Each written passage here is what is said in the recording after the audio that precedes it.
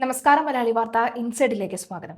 സംസ്ഥാനത്ത് PM ശ്രീ പദ്ധതി നടപ്പിലാക്കുന്നതിനെതിരെ സമരം ചെയ്യാനുള്ള തീരുമാനത്തിൽ നിന്നും CPM-ന്റെയും CPI-യുടെയും യുവജന വിദ്യാർത്ഥി സംഘടനകൾ പിന്മാറുന്നു.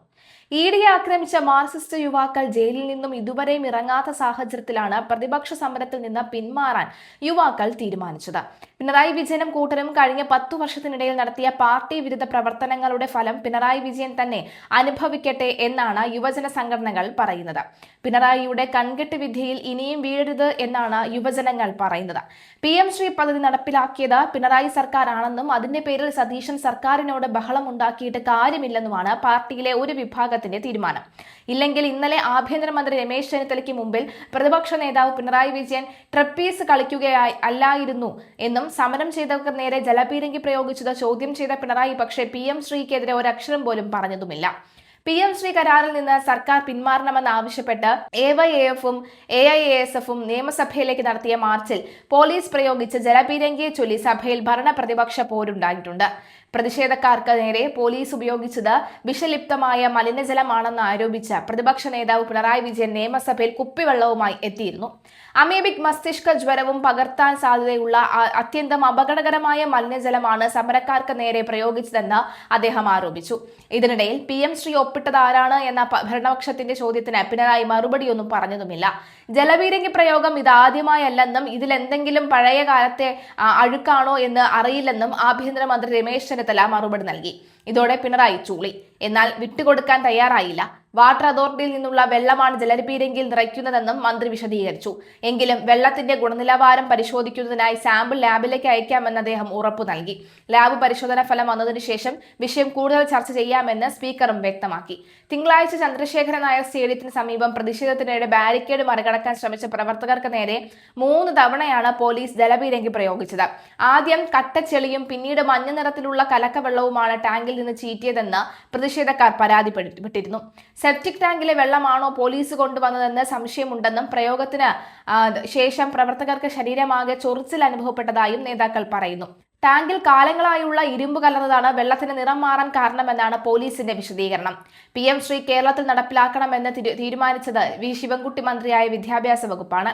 CPI-യും CPM തള്ളിയ പദ്ധതി സംസ്ഥാനത്ത് നടപ്പാക്കിയില്ല എങ്കിൽ ഗുരുതരമായ സാമ്പത്തിക പ്രതിസന്ധികൾ നേരിടേണ്ടി വരുമെന്ന് അന്നത്തെ ധനമന്ത്രിയും നിലപാടെടുത്തിരുന്നു.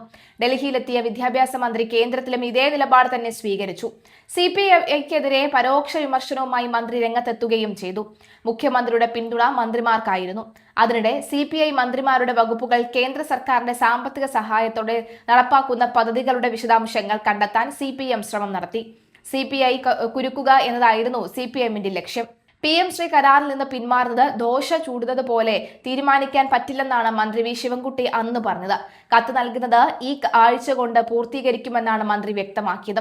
നിലവിൽ ഫയൽ വന്നിരിക്കുന്നത് വിദ്യാഭ്യാസ വകുപ്പിന്റെ അടുത്താണെന്നും V ശിവൻകുട്ടി പറഞ്ഞിരുന്നു. വാർത്താ സമ്മേളനത്തിലാണ് മന്ത്രി ഇക്കാര്യം വ്യക്തമാക്കിയത്. എന്നാൽ കത്ത് നൽകിയതുമില്ല.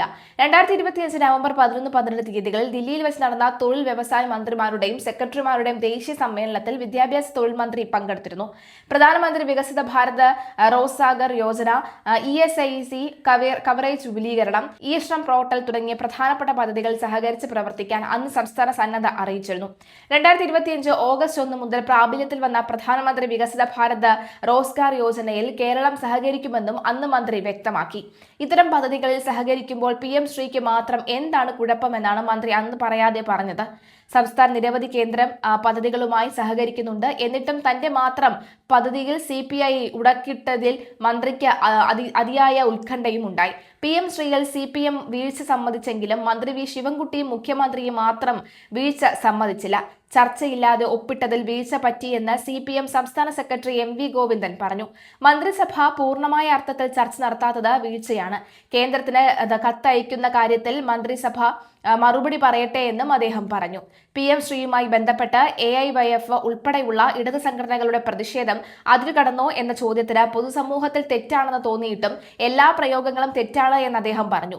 ഇടതുപക്ഷ ജനാധിപത്യ മുന്നണി എന്ന നിലയിൽ ഇക്കാര്യങ്ങളെല്ലാം വീണ്ടും ചർച്ച ചെയ്ത് ആവശ്യമായ തീരുമാനമെടുത്ത് ഒറ്റക്കെട്ടായി മുന്നോട്ടു പോകുമെന്നും MV ഗോവിന്ദൻ അന്ന് വ്യക്തമാക്കി. LDF യോഗത്തിന് മുൻപ് വിളിച്ചു ചേർത്ത വാർത്താ സമ്മേളനത്തിലാണ് സംസ്ഥാന സെക്രട്ടറി തന്നെ വീഴ്ച സമ്മതിച്ചത്. PM ശ്രീ പിന്മാറ്റത്തിനുള്ള ആദ്യ നടപടിയായി കരാർ മരവിപ്പിക്കണമെന്ന് ആവശ്യപ്പെട്ട് സംസ്ഥാന സർക്കാർ കേന്ദ്രത്തിന് കത്തയക്കണമെന്ന് പറഞ്ഞിട്ട് ദിവസങ്ങൾ കഴിഞ്ഞിട്ടും വിദ്യാഭ്യാസ വകുപ്പ് ഇതിന് തയ്യാറായില്ല. പദ്ധതിയിൽ മന്ത്രിസഭാ ഉപസമിതി പുനർപരിശോധന നടത്തുമെന്നായിരുന്നു CPI ഉഭയകക്ഷി ചർച്ചയിലെ ധാരണ. പദ്ധതി മരവിപ്പിക്കുന്നത് ആവശ്യപ്പെട്ടുകൊണ്ടുള്ള കത്ത് ചീഫ് സെക്രട്ടറി തയ്യാറാക്കിയിരുന്നു. എന്നാൽ തയ്യാറാക്കിയ കത്ത് തന്നെ കേന്ദ്രത്തിന് അയക്കണമോ എന്ന കാര്യത്തിൽ തീരുമാനമായില്ല. മുഖ്യമന്ത്രി കത്ത് പരിശോധിച്ചെങ്കിലും തീരുമാനം എടുത്തില്ല. അധ്യയന വർഷം അവസാനിക്കാൻ 5 മാസം മാത്രമാണ് ബാക്കിയുള്ളപ്പോഴായിരുന്നു വിവാദമുണ്ടായത്. കരാർ മരവിപ്പിക്കാൻ ധാരണയായതോടുകൂടി ഈ വർഷം PM ശ്രീയിലേക്കുള്ള സ്കൂൾ തിരഞ്ഞെടുക്കില്ല എന്ന് ഉറപ്പായി. പദ്ധതി മരവിപ്പിക്കണമെന്ന കത്ത് സർക്കാർ നേരിട്ടാണോ പൊതുവിദ്യാഭ്യാസ വകുപ്പ് മുഖേനയാണോ അയക്കുന്നതെന്നും വ്യക്തമല്ല.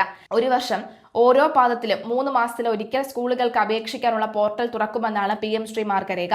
അതനുസരിച്ച് 4ാം പാദം തുടങ്ങുന്ന ജനുവരിയിൽ പോർട്ടൽ തുറക്കും. അതിനുള്ളിൽ ഉപസമിതി തീരുമാനമെടുത്തില്ലെങ്കിൽ സംസ്ഥാനത്തെ സ്കൂളുകൾക്ക് അപേക്ഷിക്കാനാകൂ എന്നും തദ്ദേശ തെരഞ്ഞെടുപ്പിന് ശേഷം പൊതുതെരഞ്ഞെടുപ്പിലേക്ക് പ്രവേശിച്ചതിനാൽ PM ശ്രീ അന്നത്തെ സർക്കാർ തിരക്കപ്പെട്ടൊരു നടപടിയെടുത്തില്ല. ആദ്യം കേന്ദ്ര സംസ്ഥാന സർക്കാരുകൾ ധാരണാപത്രം ഒപ്പിട്ടു. കേന്ദ്ര വിദ്യാഭ്യാസ മന്ത്രാലയത്തിലെ UDAIS+ പോർട്ടലിലെ വിവരമനുസരിച്ച് യോഗ്യതയുള്ള സ്കൂളുകളുടെ പട്ടിക തയ്യാറാക്കി. മാനദണ്ഡങ്ങൾക്കനുസരിച്ച് മത്സരാടിസ്ഥാനത്തിൽ സ്കൂളുകളെ തെരഞ്ഞെടുത്തു. മാനദണ്ഡം പാലിച്ചെന്ന് സംസ്ഥാന സർക്കാർ നേരിട്ട് പരിശോധിച്ച് ഉറപ്പാക്കി. PM ശ്രീ കേരളം മരവിപ്പിച്ചതായി അറിവില്ലെന്നും ഇക്കാര്യത്തിൽ രേഖാമൂലം കേരളത്തിന് അറിയിപ്പ് കിട്ടിയിട്ടില്ല എന്ന നിലപാട് അറിയിക്കുമെന്നും കേന്ദ്ര വിദ്യാഭ്യാസ മന്ത്രാലയ വൃത്തങ്ങൾ അന്ന് പറഞ്ഞിരുന്നു.